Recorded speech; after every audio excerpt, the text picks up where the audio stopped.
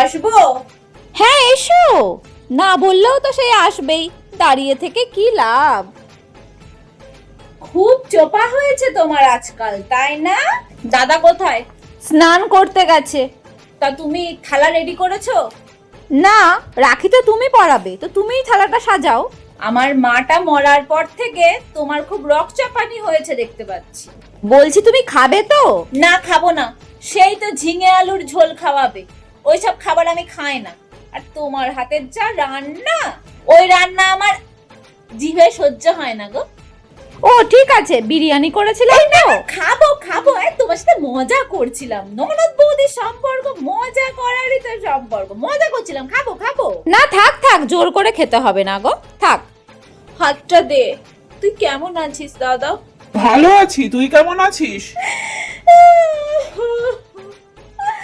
আর কেমন আছি? তুই কি কখনো আমার খোঁজ নিস?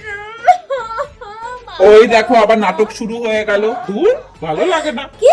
আমি নাটক করছি? না না, রাখিটা হ্যাঁ বাদ। ঠিক আছে। ভাইয়ের কপালে দিলাম ফোঁটা। এই আজকে রাখি, ভাই ফোঁটা না রে। ও ভুলে গেছিলাম। এই নে মিষ্টিটা খা। এটা কি?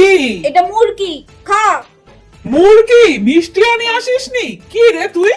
তোর না সুগার আছে? আমি নিজের হাতে তোকে মিষ্টি খাইয়ে মারি আর কি।